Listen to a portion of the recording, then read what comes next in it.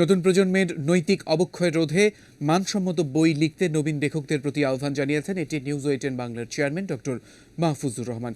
একই সঙ্গে তিনি যুগের সঙ্গে তাল মিলিয়ে লেখালেখি করার কথাও বলেন।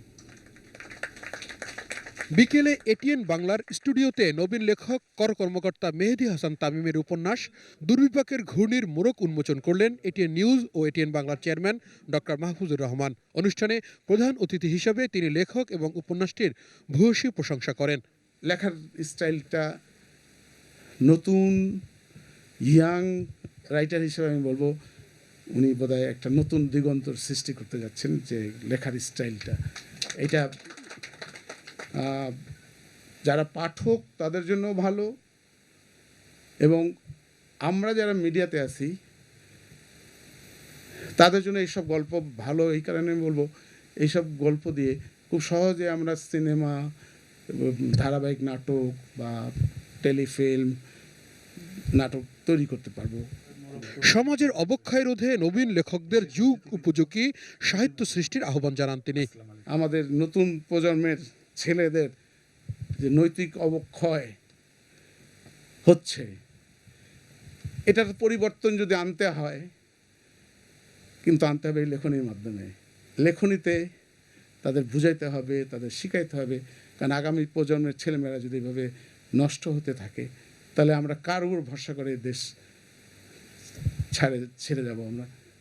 অনুষ্ঠানে সভাপতিত্ব করেন ডেভিড ফর ডেমোক্রেসির চেয়ারম্যান হাসান আহমেদ চৌধুরী কিরণ। তিনি জানান, এই উপন্যাসের মূল বিষয়বস্তু সমাজ ব্যবস্থা ও ধর্মীয় অনুশাসন। উপন্যাসটিতে সমাজের প্রতিচ্ছবি তুলে ধরার চেষ্টা করেছেন লেখক। হিমঘরে লাশ পড়ে আছে, সে লাশ নিতে কেউ আসছে না, সে জঙ্গি তকমা তার গায়ে লেগে আছে, সেখানে সে নিহত হয়েছে, গুলিতে মারা গিয়েছে। কিন্তু সেই ছেলেটি বলছে তার বাবাকে, বাবা আমার যখন জ্বর আসতো তুমি আমাকে ডাক্তারের কাছে নিয়ে যেতে, আজ কেন তুমি আমার লাশটি নিতে আসছো না? এই সমাজের এই প্রতিচিত্র কেন? সমাজ ব্যবস্থার মধ্যে এটি কেন তৈরি হয়েছে আমাদের দেশে? আমার দেশ তো পাকিস্তান না, আমার দেশ তো আফগানিস্তান না, আমার দেশ তো সিরিয়া না, আমার দেশ কেন এরকম হবে? সে জায়গাগুলো সেখানে তুলে ধরার চেষ্টা করেছে।